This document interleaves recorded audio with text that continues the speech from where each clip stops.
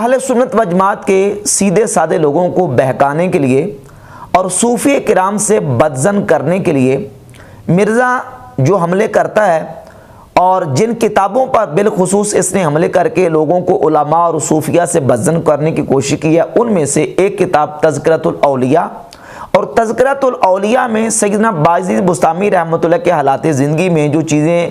شیخ فرید الدین عطار رحمۃ اللہ علیہ نے بیان کی ہیں، ان میں خیانت، دھوکہ دہی اور دجل سے کام لیتے ہوئے اس میں جو ہے وہ فراڈ کر کے اس کا مفہوم غلط کر کے پیش کر کے لوگوں کو گمراہ کرنے کی کوشش کرتا ہے۔ سب سے پہلے یہ بات یاد رہے کہ تذکرۃ الاولیاء میں سیدنا تیفور ابن عیسیٰ بایزید بسطامی رحمۃ اللہ کے حالات زندگی جو لکھے گئے ہیں، بایزید بسطامی کون ہیں؟ بایزید بسطامی دوسری اور تیسری صدی ہجری کے وہ بزرگ ہیں، دوسری اور تیسری صدی کی ہجری کے اندر یہ وہ اولیاء اللہ میں سے ہیں کہ جن کی ولایت پر امت کا اجماع ہے، تمام اہل سنت و جماعت مانتے ہیں، اور جو اپنے آپ کو کم از کم اہل سنت ہونے کا دعوے دار ہیں اور اپنے آپ کو اہل سنت کہتے ہیں، سب مانتے ہیں کہ بایزید بسطامی تیفور ابن عیسیٰ رحمۃ اللہ کے ولی گزرے ہیں، حتیٰ کہ اہل تشیع بھی ان کو اللہ کا ولی مانتے ہیں۔ ایک ایران کے مشہور ریسرچر ہیں عبدالرفیع حقیقت، یہ انہوں نے 500 صفحے کی مستقل کتاب لکھی ہے، سلطان العارفین بایزید بسطامی رحمۃ اللہ تعالی علیہ۔ تو سنی شیعہ دونوں متفق ہیں کہ بایزید بسطامی رحمۃ اللہ علیہ اللہ کے ولی ہیں، اور بڑے بڑے آئمہ، محدثین اور بڑے بڑے مقتدر شخصیات نے بایزید بسطامی رحمۃ اللہ علیہ کی توثیق کی ہوئی ہے۔ یہ دیکھیں، یہ کتاب ہے سیر اعلام النبلاء، حافظ ذہبی کی، جلد نمبر 10 صفحہ نمبر 263 اور 264 پہ، جہاں بایزید بسطامی رحمۃ اللہ کا تذکرہ لکھا ہے حافظ ذہبی نے، تو اس طرح شروع کیا ہے: سلطان العارفین ابو یزید تیفور بن عیسیٰ بن سروشان البسطامی، احد الزہاد، یعنی زاہدوں میں سے ایک، سلطان العارفین۔ اور اس کے علاوہ یہ کتاب ہے شعب الایمان، شعب الایمان کی جلد نمبر 2 اور جلد نمبر 2 کے صفحہ نمبر 301 پر امام ابو بکر احمد ابن الحسین بہقی رحمۃ اللہ علیہ نے سیدنا بایزید بسطامی رحمۃ اللہ کے باقاعدہ سے اقوال ذکر کیے ہیں۔ اس کے علاوہ یہ کتاب ہے صفات الصفوہ، امام ابن الجوزی علیہ رحمہ کی کتاب، اس میں امام ابن الجوزی نے صفحہ نمبر 754 پر ذکر المصطفین من اہل بسطام، جو بسطام کے چنے ہوئے بزرگ ہیں، 2 بزرگوں کا ذکر کیا ہے، اور ان میں سے ابو یزید البسطامی یعنی تیفور ابن عیسیٰ رحمۃ اللہ کا انہوں نے تذکرہ کیا ہے۔ اس کے علاوہ امام ابن حجر عسقلانی رحمۃ اللہ کی یہ کتاب ہے لسان المیزان، جلد نمبر 3 صفحہ نمبر 214 اور 215 پر سیدنا بایزید بسطامی رحمۃ اللہ کا تذکرہ کیا اور رضی اللہ تعالی عنہ کے الفاظ کے ساتھ ان کا ذکر کیا، اور ان کے لیے دعائیہ کلمات امام ابن عسقلانی رحمۃ اللہ علیہ نے ذکر فرمائے۔ اس کے علاوہ یہ غیر مقلدین کے بہت معروف عالم ہیں عبداللہ روپڑی، ان کا فتاوی اہل حدیث ہے، جلد نمبر 1 صفحہ نمبر 52 پر سیدنا بایزید بسطامی رحمۃ اللہ کا ان کلمات کے ساتھ انہوں نے تذکرہ کیا ہے کہ سلطان شیخ ابو یزید بسطامی رحمۃ اللہ علیہ جو مشائخ میں سلطان العارفین کے لقب سے پکارے جاتے ہیں۔ اس کے علاوہ امام ذہبی نے میزان الاعتدال جلد نمبر 2 میں بھی سیدنا بایزید بسطامی رحمۃ اللہ کا ترجمہ لکھا، فتاوی ابن تیمیہ میں ابن تیمیہ نے ان کا تذکرہ کیا، وفیات الاعیان ابن خلقان کی وفیات الاعیان، اس میں بھی ابن خلقان نے باقاعدہ سے سیدنا بایزید بسطامی رحمۃ اللہ کا تذکرہ کیا۔ اور اس کے علاوہ امام ابو نعیم اصفہانی اپنی کتاب حلیۃ الاولیاء جلد نمبر 10 میں باقاعدہ سے بایزید بسطامی رحمۃ اللہ کی منقبت میں تقریباً 3 سطریں اور 15 کے قریب القابات سیدنا بایزید بسطامی رحمۃ اللہ کے انہوں نے ذکر فرمائے۔ اور دیگر امام شاطبی نے اپنی کتاب الاعتصام میں اور دیگر محدثین نے سیدنا بایزید بسطامی رحمۃ اللہ کا بڑے اچھے انداز کے ساتھ تذکرہ کیا اور ان کی توثیق کی ہے۔ لہذا سنی شیعہ دونوں کے نزدیک بایزید بسطامی رحمۃ اللہ ایک مسلمہ شخصیت ہیں اور دوسری اور تیسری صدی کے بہت بڑے ایک اللہ کے ولی گزرے ہیں۔ اور باقاعدہ سے محدثین نے بایزید بسطامی رحمۃ اللہ علیہ کے جو ہے وہ اقوال ذکر کیے ہیں۔ مثال کے طور پر یہ شعب الایمان ہے امام بہقی رحمۃ اللہ علیہ کی کتاب، جلد 2 صفحہ نمبر 301 پر، اور اس کے علاوہ حافظ ابن کثیر نے اپنی کتاب البدایہ والنہایہ جلد نمبر 11 صفحہ نمبر 41 پر، اور حلیۃ الاولیاء جلد 10 صفحہ 41 پر، اور اس کے علاوہ وفیات العیان جلد نمبر 2 صفحہ نمبر 436 پر، ان تمام کتابوں میں یہ قول بایزید بسطامی رحمۃ اللہ کا ذکر کیا ہے۔ وہ فرماتے ہیں لو نظرتم الی رجل اعطی من الکرامات، اگر تم ایسے شخص کو دیکھو جس کو کرامتیں دی گئی ہیں، حتی یرتفع فی الہوا، حتیٰ کہ وہ شخص ہوا میں اڑے، فلا تغتروا بہ حتی تنظروا کیف تجدونہ عند الامر والنہی وحفظ الشریعہ، تو فرمایا کہ تم اس کے پیچھے ایسے ہی نہ چل پڑنا، ایسے ہی اس کے پیچھے نہ لگ جانا، دھوکہ نہ کھانا، جب تک تم یہ نہ دیکھ لو کہ وہ اللہ رب العزت کے اوامر پر کتنا عمل کرتا ہے، اور اللہ نے جن کاموں سے روکا ہے ان سے کتنا رکتا ہے، اور شریعت کی کتنی محافظت کرتا ہے۔ اور ان اقوال کو امام بہقی نے ذکر کیا، حافظ ابن کثیر نے، ابن خلقان نے، امام ابو نعیم اصفہانی نے اور دیگر محدثین نے ان اقوال کو ذکر کیا ہے سیدنا بایزید بسطامی رحمۃ اللہ کے ان شریعت کی محافظت کے حوالے سے اقوال کو ذکر کیا۔ تو محدثین ائمہ نے، علماء نے ان کی ولایت کو اور ان کی مسلمہ شخصیت کو مانا ہے، تسلیم کیا ہے۔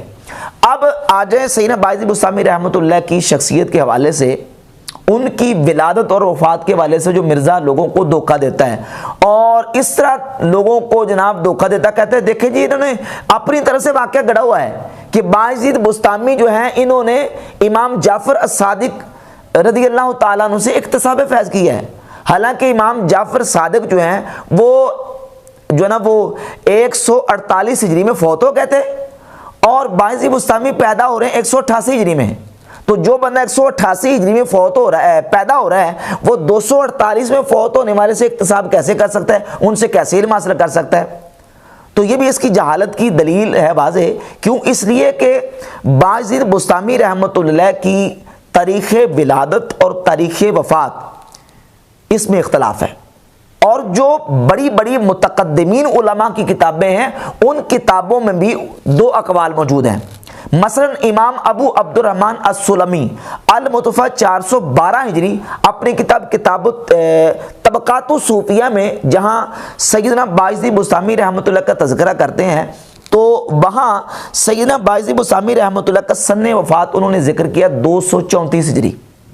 دیگر علماء نے بیان کیا ہے 261 ہجری، اور امام ابو عبد الرحمن السلمی طبقات الصوفیہ میں 234 ہجری جو ہے وہ سیدنا بایزید بسطامی رحمۃ اللہ کا سن وفات ذکر کرتے ہیں۔ اور سن ولادت کے حوالے سے جو کتابیں سیدنا بایزید بسطامی رحمۃ اللہ کے حالات زندگی پر لکھی گئی ہیں، بعض نے سن ولادت بیان کیا 188 ہجری، اور بعض نے سن ولادت بیان کیا 131 ہجری۔ اب 131 ہجری کا سن ولادت جو ہے اس کو اگر دیکھیں تو 148 ہجری میں تقریباً 16-17 سال سیدنا بایزید بسطامی رحمۃ اللہ کی عمر بنتی ہے، تو یقیناً اس عمر میں بندہ جو ہے نا وہ علوم حاصل بھی کر سکتا ہے اور اکتساب فیض کر سکتا ہے، اس میں کوئی ایسا جو ہے وہ دقت والی بات نہیں ہے۔ لہٰذا 131 ہجری سن ولادت اور 188 ہجری سن ولادت، یہ دونوں سن ولادت ملتے ہیں، تو لہٰذا اگر 131 ہجری سن ولادت کو لے کر 234 ہجری وفات مانی جائے تو اس اعتبار سے بالکل جو ہے وہ سیدنا بایزید بسطامی رحمۃ اللہ دوسری تیسری ہجری کے بزرگ بھی ٹھہرتے ہیں، اور ان کا سیدنا امام جعفر صادق رضی اللہ تعالیٰ عنہ سے اکتساب فیض کرنا اور علم حاصل کرنا بھی بالکل واضح ہو جاتا ہے۔ اور اس کے علاوہ اب مرزا جو ہے اسی سلسلے میں سیدنا بایزید بسطامی رحمۃ اللہ کا جب نام آتا ہے نا کہ بایزید بسطامی، کہتا لو دیکھو جی نام آ گیا بایزید، اب بایزید کا معنی ہے یزید کے ابا جان، کیا کہتا ہے یزید کے ابا جان، جبکہ اگر بایزید رحمۃ اللہ کا یہ جو نام ہے بایزید، اس کو دیکھا جائے اگر عربی کے اعتبار سے دیکھا جائے تو با اور یزید، زادہ یزیدو سے یزید کا لفظ جو ہے وہ کلمہ استعمال ہوتا ہے، اگر اسم اور نام کے طور پر استعمال ہو تو وہ زیادت کے معنی میں استعمال ہوتا ہے، اور وہ اسم کے معنی میں استعمال ہوتا ہے اگرچہ یزیدو فعل ہے۔ تو اب با یزید جو ہے اس کا معنی ہوگا زیادتی والا، نہ کہ یزید کا ابا، اور حقیقت یہ ہے کہ تحقیق سے یہ بات واضح ہوئی ہے کہ اگر جغرافیائی اعتبار سے دیکھا جائے تو سیدنا بایزید بسطامی رحمۃ اللہ کا جو علاقہ اور جو ان کا مسکن تھا بسطام، یہ ترکمانستان کے بارڈر پر واقع ہے، ایران اور ترکمانستان کے بارڈر پر واقع ہے۔ تو بایزید بسطامی رحمۃ اللہ کا یہ جو نام ہے نا بایزید، یہ اصل میں ترکی نام ہے۔ با اور یزید دو جو ہے وہ لفظوں کا مرکب ہے بایزید، جس طرح جو ترکیوں کے سلاطین تھے،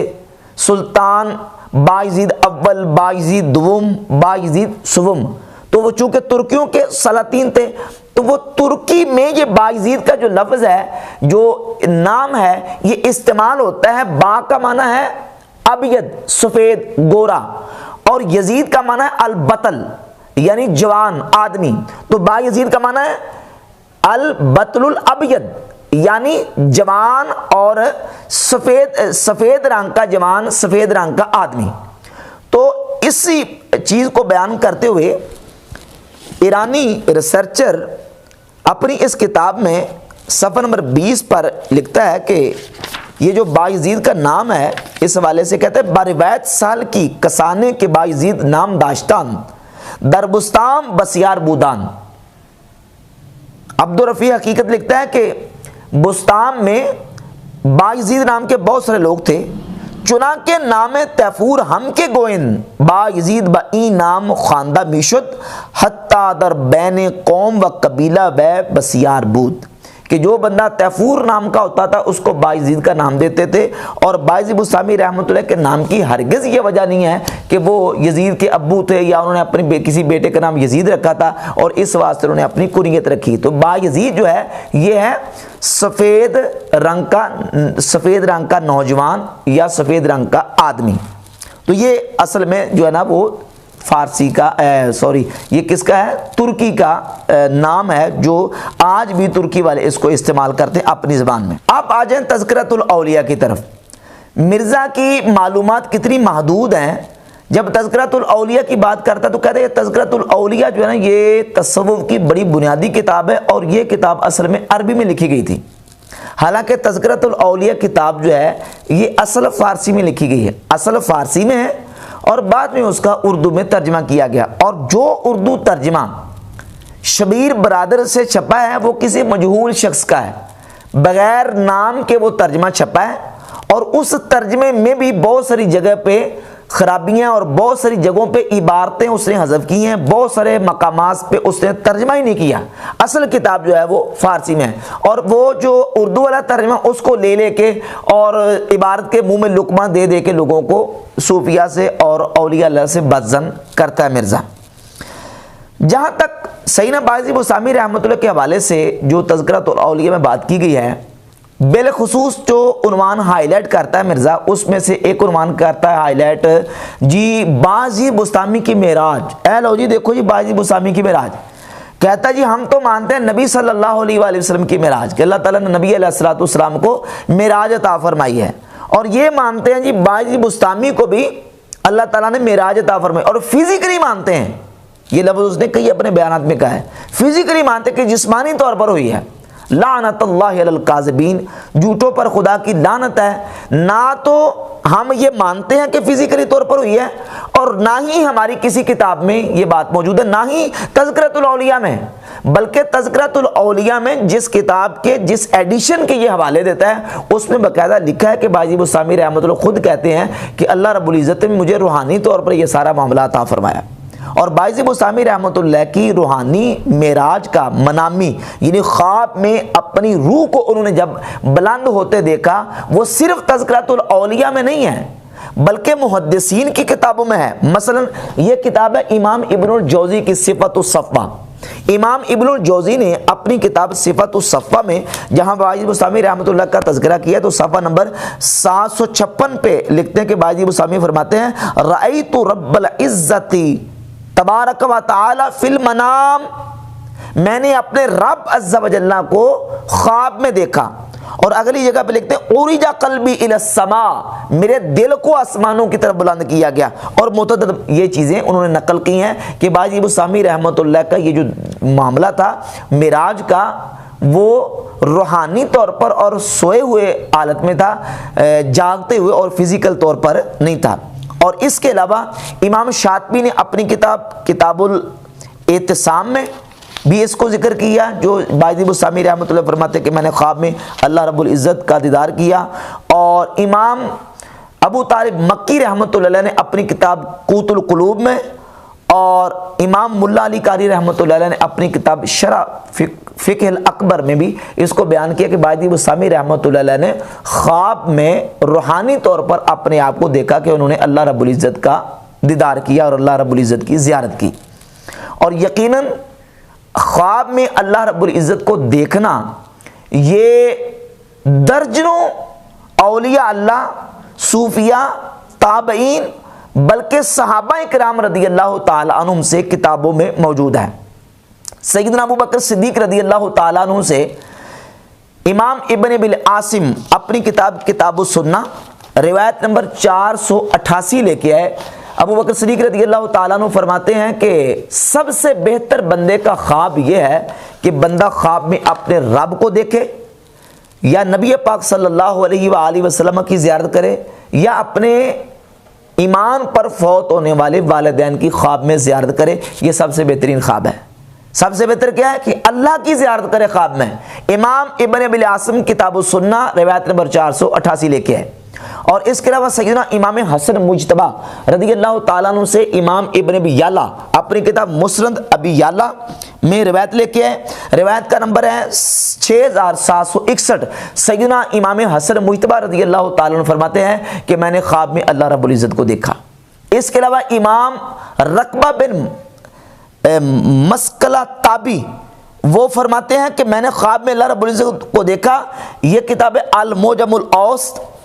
امام طبرانی کی جلد نمبر 2 صفحہ نمبر 331 پر، اور یہی واقعہ جو ہے وہ امام ابن حبان اپنی کتاب الثقات میں لے کے ہے۔ امام رقبہ بن مسکلہ تابی کہتے ہیں کہ میں نے خواب میں اللہ رب العزت کو دیکھا۔ امام محمد بن سیرین رحمۃ اللہ تعالی علیہ کا جو نا وہ بیان امام دارمی المتوفہ 255 ہجری اپنی کتاب سنن الدارمی میں لے کے ہے۔ امام محمد بن سیرین فرماتے ہیں رقم نمبر 2150، من رأى ربہ فی المنام دخل الجنہ، جس نے خواب میں رب العزت کو دیکھا وہ جنت میں داخل ہوگا۔ امام ابن حجر عسقلانی فتح الباری شرح صحیح بخاری جلد 12 صفحہ نمبر 479 پہ لکھتے ہیں جوز اہل التعبیر رؤیت الباری عز وجل فی المنام مطلقاً، تمام اہل تعبیر نے مطلقاً خواب میں اللہ رب العزت کو دیکھنے کو جائز قرار دیا۔ امام نووی رحمۃ اللہ علیہ شارح صحیح مسلم وہ لکھتے ہیں کہ اتفق العلماء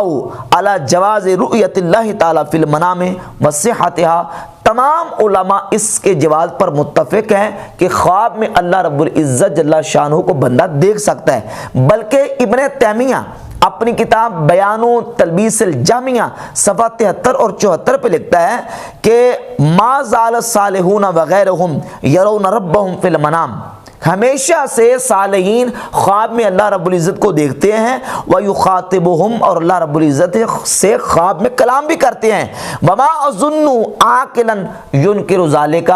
ابن تیمیہ لکھتا ہے کہ میں کسی عقل مند کو گمان نہیں کرتا کہ وہ اس بات کا انکار کرے۔ فَإِنَّ وُجُودَ هَذَا مِمَّا لَا يُمْكِنُ رَفْعُهُ إِذَا الرُّؤْيَا تَقَعُ لِلْإِنسَانِ بِغَيْرِ اِخْتِيَارِهِ، کیونکہ خواب انسان کے اختیار سے واقع نہیں ہوتا بلکہ خواب انسان کے اختیار کے بغیر واقع ہوتا ہے، لہذا خواب میں اللہ رب العزت کو دیکھنا یہ ناممکن نہیں ہے۔ خواب میں بندہ اللہ تعالیٰ کو دیکھ سکتا ہے۔ امام اوزائی صحیح بخاری اور صحیح مسلم کی سینکڑوں احادیث کے راوی ہیں۔ امام ابو نعیم اصفہانی حلیۃ الاولیاء میں ان کا واقعہ ذکر کرتے ہیں جلد 6 صفحہ نمبر 183 پر رقم 8130 اور 8131۔ امام اوزائی رحمۃ اللہ فرماتے ہیں کہ میں نے خواب میں اللہ رب العزت کو دیکھا۔ اس کے علاوہ تاریخ دمشق میں بھی یہ بات موجود ہے۔ اور امام سریج بن یونس جو کہ بخاری اور مسلم دونوں کے استاذ بھی ہیں اور بخاری مسلم کے راوی بھی ہیں۔ تہذیب و تہذیب جلد 2 صفحہ نمبر 656 میں موجود ہے کہ سریج بن یونس کہتے ہیں میں نے خواب میں اللہ رب العزت کو دیکھا۔ تو اس طرح درجنوں ائمہ محدثین میں سے امام احمد بن حنبل رحمۃ اللہ علیہ کا واقعہ امام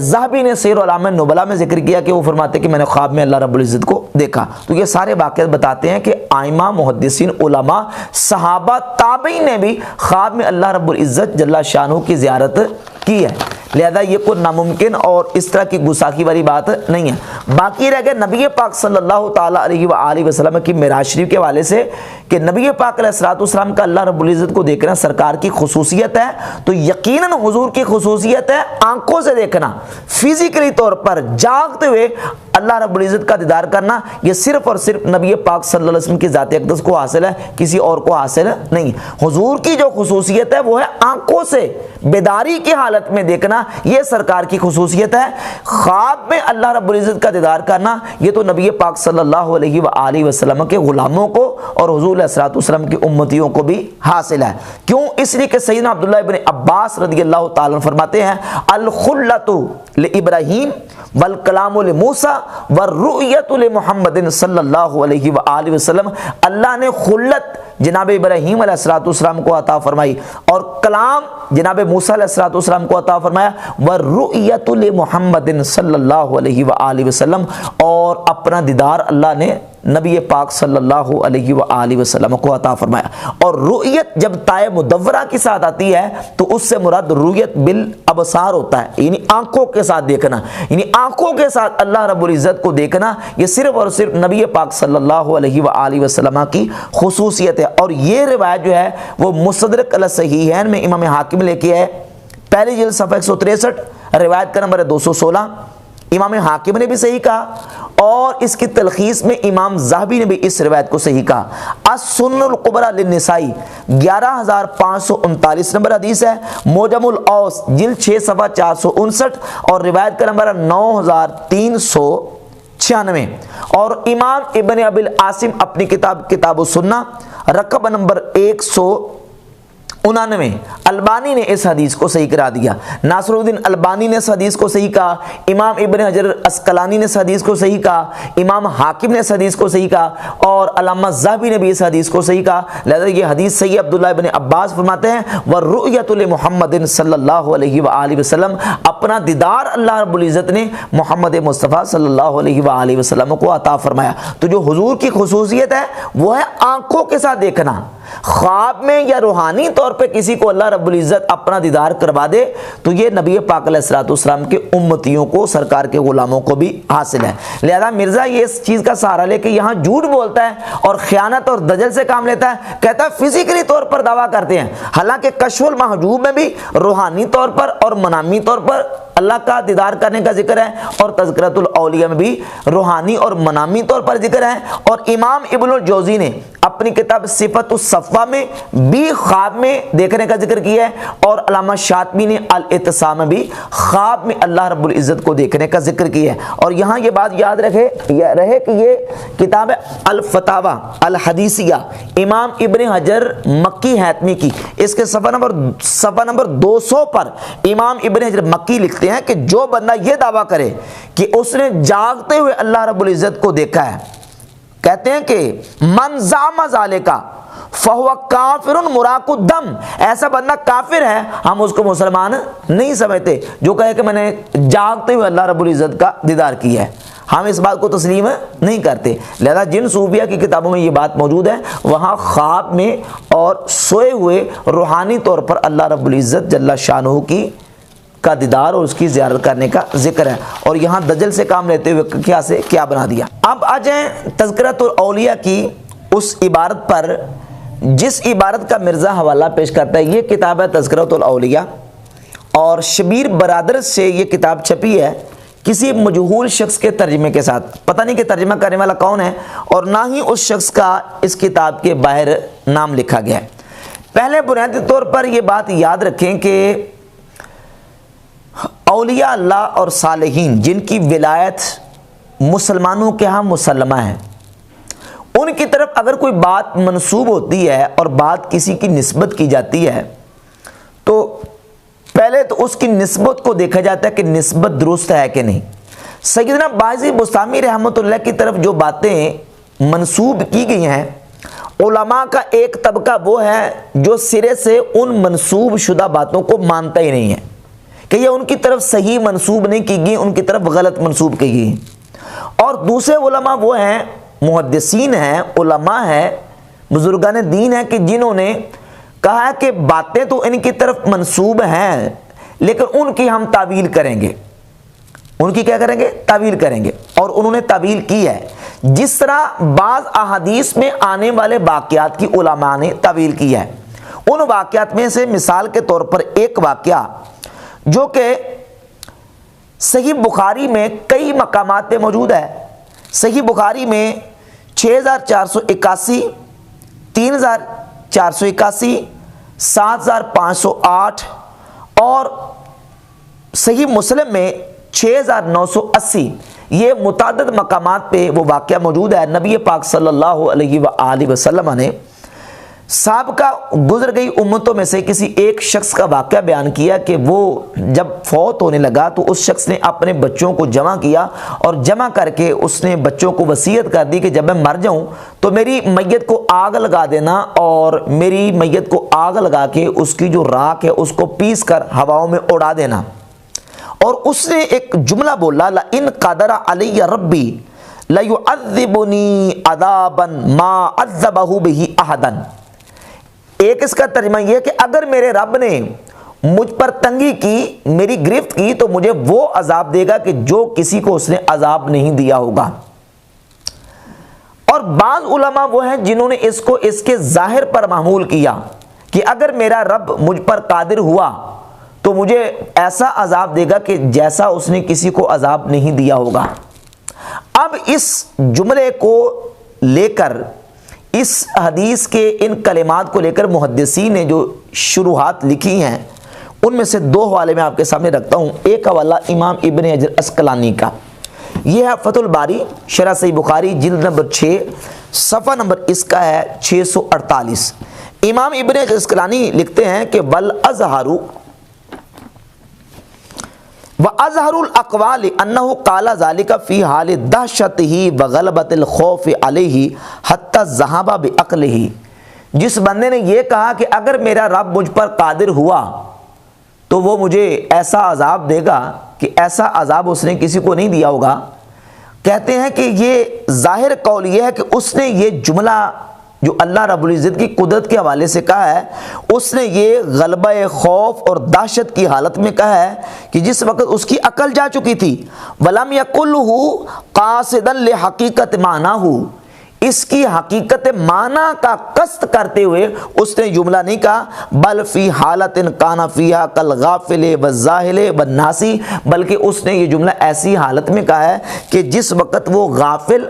اور بھول جانے والے کی طرح تھا۔ الذی لا یؤخذ بما یستر منہ، ایسا شخص کے ایسے بندے سے کوئی جملہ صادر ہو جائے تو اس سے اس پر گرفت نہیں کی جاتی۔ تو کہتے ہیں یہ جملہ جو اس نے کہا کہ اگر میرا رب مجھ پر قادر ہوا تو مجھے عذاب دے گا، یہ جملہ اس نے ایسی حالت میں کہا ہے کہ جس وقت اس پر ذہول اور نسیان طاری تھا اور اس نے اس کے معنی کا قصد کرتے ہوئے نہیں کہا۔ اور امام نووی رحمۃ اللہ علیہ شرح صحیح مسلم کی جلد نمبر 17 صفحہ نمبر 71 پر لکھتے ہیں وَقَالَتْ طَائِفَةٌ اللَّفْظُ عَلَى ظَاهِرِهِ، ایک گروہ نے یہ کہا، علماء کے ایک محدثین کے گروہ نے، کہ لفظ اپنے ظاہر پر ہے، وَلَكِنْ قَالَهُ هَذَا الرَّجُلُ وَهُوَ غَيْرُ ضَابِطٍ لِكَلَامِهِ، کہ جس شخص نے یہ جملہ کہا ہے تو یہ جملہ اس نے اس وقت کہا ہے کہ جس وقت وہ اپنے کلام کو ضبط نہیں کر سکا۔ وَلَا قَاصِدٍ لِحَقِيقَتِهِ، لحقیقت معنی ہو، اور نہ ہی اس کے معنی کی حقیقت کا وہ قصد اور ارادہ کرنے والا تھا، وَمُعْتَقِدٍ لَهَا، اور نہ ہی اس کا اعتقاد رکھنے والا تھا، بل قَالَهُ فِي حَالَةٍ غَلَبَ عَلَيْهِ فِيهَا الدَّهْشُ وَالْخَوْفُ وَشِدَّةُ الْجَزَعِ، بلکہ اس نے ایسی حالت میں یہ جملہ کہا کہ جس وقت اس پر خوف اور جزا کی شدت تھی، بحیث و ذہب تیقظہ و تدبر ما یقولہ، اس حیثیت سے کہ اس وقت اس کا تدبر، سوچ، فکر اور غور و فکر کرنے کی صلاحیت وہ کھو بیٹھا تھا۔ فصار فی معنی الغافل والناسی، تو وہ شخص جو ہے وہ بھول جانے والے اور غافل شخص کے معنی میں ہو گیا۔ وَهَذِهِ الْحَالَةُ لَا يُؤَاخَذُ فِيهَا، اور ایسی حالت میں بندے پر مواخذہ نہیں کیا جاتا، گرفت اور پکڑ نہیں کی جاتی۔ یہ واقعہ بیان کر کے محدثین نے حدیث کی شروحات میں اس کی تعویل کی ہے کہ اس نے یہ جملہ حالت جو محو غیبت میں اور شدت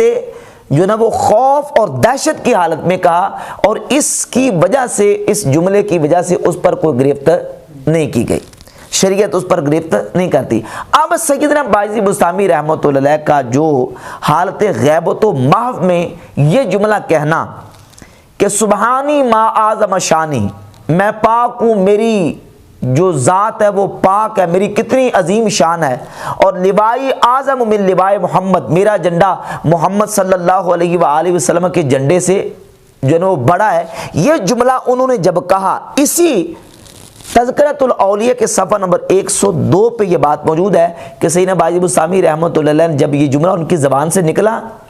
تو اپنی حالت سے جب وہ درست ہوئے تو ان کے مریدوں نے ان سے کہا کہ آپ نے تو یہ جملہ بولا ہے، تو کہا کہ فرمایا کہ مجھے تو علم نہیں کہ میں نے ایسا کوئی جملہ کہا ہو، لیکن آئندہ اس قسم کا جملہ میری زبان سے نکل جائے تو مجھے قتل کر ڈالنا۔ بات سمجھ آ رہی ہے؟ کیا کہا؟ مجھے قتل کر ڈالنا۔ معلوم ہوا کہ یہ جملہ اور اس طرح کے جو الفاظ ان کی زبان سے نکلے تھے وہ غلبہ حالت اور غلبہ محو کی حالت میں تھے، وہ انہوں نے قصداً ایسے الفاظ اپنی زبان سے نہیں نکالے تھے۔ اور پھر اسی بات کی تعویل کرتے ہوئے شیخ فرید الدین عطار رحمۃ اللہ علیہ نے اپنی اس کتاب تذکرۃ الاولیاء کے صفحہ نمبر 124 پر لکھا، وہ کہتے ہیں دیکھیں بایزید بستامی رحمۃ اللہ کے ولی ہیں اور اولیاء اللہ میں سے ہیں، وہ نبی پاک صلی اللہ علیہ وآلہ وسلم کے مقام نبوت کا اس قدر پاس اور خیال کرتے ہیں کہ 123 نمبر صفحہ پہ لکھتے ہیں، لیکن بایزید بستامی فرماتے ہیں لیکن غور فکر کے بعد معلوم ہوا کہ میرا سر ایک نبی کے قدموں کے نیچے ہے۔ اس وقت مجھے محسوس ہوا کہ ولایت کی انتہا نبوت کی ابتدا ہوا کرتی ہے، یعنی کہتے ہیں میں جب اتنی بلندی پر چلا گیا تو میں نے دیکھا کہ میرا سر جو ہے وہ ایک نبی کے قدموں کے نیچے ہے، تو مجھے معلوم ہوا کہ جہاں تک ولایت کی انتہا ہوتی ہے وہاں سے نبوت کی ابتدا ہوتی ہے۔ فرماتے اس مقام سے جب میری روح فردوس و جہنم اور ملائکہ کے مشاہدے کے لیے روانہ ہوئی، کیا روانہ ہوئی؟ روح روانہ ہوئی، تو وہاں انبیاء کرام سے شرف نیاز حاصل ہوا۔ اس سارا واقعہ بیان کرتے ہوئے پھر بایزید بستامی رحمۃ اللہ فرماتے ہیں کہ جب میں اتنی بلندی پر پہنچ گیا، کشف المحجوب میں ایسے لکھا ہے اور تذکرۃ الاولیاء میں بھی ایسے لکھا ہے، تو میں نے اللہ رب العزت کی بارگاہ میں عرض کی کہ یا اللہ میں اپنی آپ سے خلاصی نہیں پا رہا، تو اللہ تعالیٰ نے فرمایا کہ یا بایزید خلاصے تو از تو یہ تو در مطابت دوست ما بستاست، کہ اے بایزید اگر اپنے آپ سے خلاصی پانا چاہتا ہے تو میرے محبوب کی مطابق میرا ہے، دیدارا بخاک قدم ویرا اقتحال کن، اپنی آنکھوں کے لیے میرے محبوب کی قدموں کی خاک کو سرما بنا لے، و بر مطابت و مداومت کن، اور ان کی اتباع میں چلتا جا تو تجھے یہ مقام میں عطا فرما دوں گا۔ تو بایزید بستامی فرماتے ہیں کہ فرمایا کہ جو کچھ میں نے مشاہدہ کیا اس سے یہ اندازہ ہو گیا کہ جب تک خود ہی کا ازالہ نہ ہو جائے خدا کا راستہ ملنا محال ہے، اور جب میں نے سوال کیا کہ میں نے اپنی خودی کا ازالہ کس طرح کروں تو جواب ملا کہ یہ مقام صرف اتباع نبوی ہی سے حاصل ہو سکتا ہے۔ یہ سارا واقعہ بیان کرنے کے بعد تذکرۃ الاولیاء صفحہ 124 جو ترجمے والی ہے اس میں شیخ فرید الدین عطار رحمۃ اللہ علیہ فرماتے ہیں کہ مجھے حیرت ہے کہ جو بزرگان دین وقار نبوی سے اس درجہ باخبر ہوں کہ ان کے اقوال سے لوگ ایسا مفہوم کیوں اخذ کر لیتے ہیں جس میں حضور اکرم صلی اللہ علیہ وآلہ وسلم کی تحقیر کا پہلو نکلتا ہے۔ یعنی وہ اس قدر حضور کی عزت اور احترام کر رہے ہیں، تو ان کے اقوال سے ایسا مفہوم کیوں لوگ نکال لیتے ہیں؟ پھر انہوں نے یہ جملہ نقل کیا کہ باجی بستامی کے جو منہ سے یہ لفظ نکلے کہ سبحانی ما اعظم شانی اور لوائی اعظم من لوائے محمد صلی اللہ علیہ وآلہ وسلم، کہتے ہیں کہ یہ ان کے منہ سے اور ان کی زبان سے غلبہ حالت اور محو کی حالت میں نکلے، لہذا اس پر گرفت نہیں ہوگی، بلکہ ہم اس کی ایسی تعویل کریں گے کہ جس میں تعویل کر کے ان کو ہم بچا سکیں تعویل کے ذریعے۔ اور یہ تعویل صرف شیخ فرید الدین عطار نے نہیں کی، بلکہ یہ ہے سیر اعلام النبلاء جلد نمبر 10 اور صفحہ نمبر 264 پر حافظ ذہبی لکھتے ہیں انہو قالہا فی حال الدہشت والسکر والغیبت والمحو فیتوی ولا یحتج بہا، کہتے ہیں یہ جملہ باجی بستامی نے حالت غلبہ حالت اور محو دہشت کی حالت میں کہا ہے، لہذا اس کو لپیٹ دیا جائے گا، ولا یحتج بہا، اس سے احتجاج نہیں کیا جائے، اس کو دلیل کے طور پر پیش نہیں کیا جائے گا۔ اور یہی بات امام ابن حجر عسقلانی نے لسان المیزان میں لکھی، یہی بات حافظ ذہبی نے اپنی اور دوسری کتاب میزان الاعتدال میں لکھی، اور دیگر علماء محدثین نے بھی اس کی یہی تعویل کی ہے کہ غلبہ حالت کے وقت اور محو اور غیبت کے وقت جو ان سے الفاظ ان کی زبان سے نکلے ہیں ان سے استناد کر کے ان پر کوئی فتویٰ نہیں لگایا جائے گا، بلکہ اس کی تعویل کی جائے گی۔ کیوں؟ اس لیے کہتے ہیں کہ ایسی حالت میں اگر صوفیہ کی زبان سے کوئی کلام نکلتا ہے تو علماء محدثین اس کی تعویل یہ کرتے ہیں کہ وہ اس وقت شجرہ موسیٰ علیہ السلام کی طرح ہوتے ہیں۔ سیدنا موسیٰ علیہ السلام جب جا رہے تھے، سورۃ القصص کی آیت نمبر 30 میں اللہ رب العزت نے موسیٰ علیہ السلام سے فرمایا نودی من شاطئ الوادی الایمن فی البقعۃ المبارکہ من الشجرۃ ان یا موسیٰ انی انا اللہ رب العالمین۔ وہابیوں کا ترجمہ ہے کہ پس جب وہاں پہنچے تو اس بابرکت زمین کے میدان کے دائیں کنارے کے درخت میں سے آواز یہ گئے، درخت میں سے آواز یہ گئے کہ اے موسیٰ یقیناً میں ہی اللہ ہوں سارے جہانوں کا۔ اب جو درخت میں سے آواز یہ گئے، جو درخت سے ندا آئی ہے، وہ درخت اللہ نہیں ہے، درخت خدا نہیں ہے، بلکہ درخت میں سے اللہ رب العزت نے موسیٰ علیہ السلام کو ندا دی۔ تو کہتے ہیں صوفیہ یا اولیاء اللہ جب ایسی حالت میں ان کی زبان سے اس طرح کے جملے نکلتے ہیں تو وہ شجرہ موسیٰ علیہ السلام کی طرح ہوتے ہیں، شجرہ موسیٰ کی طرح ہوتے ہیں، یعنی ان سے جو کلام صادر ہوتا ہے وہ حکایت ہوتی ہے اللہ رب العزت کی طرف سے۔ اور بعض کا جو ہے وہ جس کی طرف سے کلام ہوتا ہے نقل کیا جاتا ہے، وہ کہنے والا جو ہے وہ اس کو معذوف کر دیا جاتا ہے، اور سننے والا یہ سمجھتا ہے کہ شاید جو ہے نا یہ کلام یہ بندہ اپنی طرف سے کہہ رہا ہے۔ ایک میں حدیث سے مثال پیش کروں گا بلا تشبیہ، اس میں تشبیہ نہیں ہے، صرف مثال دینے کے لیے کہ بعض اوقات جو ہے وہ جس کی طرف سے کلام ہوتا ہے اس قائل کو حذف کر دیا جاتا ہے، اور احادیث میں بھی حذف کی مثالیں موجود ہیں۔ جس طرح صحیح بخاری میں 6609 نمبر حدیث ہے، حضرت ابو ہریرہ رضی اللہ تعالیٰ عنہ فرماتے ہیں کہ نبی کریم صلی اللہ علیہ وآلہ وسلم نے فرمایا لا یأتی ابن آدم النظر بشیء، کہ نظر انسان کو کوئی شے نہیں دیتی۔ حضور فرماتے ہیں نظر انسان کو کوئی شے نہیں دیتی لم یکن قد قدرتہ، جو میں نے اس کی تقدیر میں نہ لکھی ہو، میں نے اس کی تقدیر میں نہ لکھی ہو۔ اب قد قدرتہ میں تو ضمیر جو ہے وہ کس کی طرف راجع ہے؟ اس کا فاعل کون ہے؟ اس کا فاعل اللہ ہے، یعنی اللہ فرماتا ہے کہ جو میں نے اس کی تقدیر میں نہ لکھی ہوں، لیکن اللہ رب العزت کا یہاں ذکر موجود نہیں۔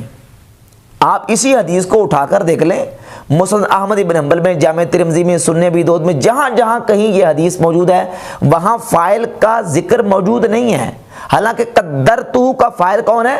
اللہ ہے۔ تو ضمیر جو ہے وہ اللہ رب العزت کی طرف راجع ہے کہ اللہ فرماتا ہے کہ میں نے اگر اس کی تقدیر میں نہ لکھی ہو تو نظر اس کو کوئی شے نہیں دیتی، لیکن یہاں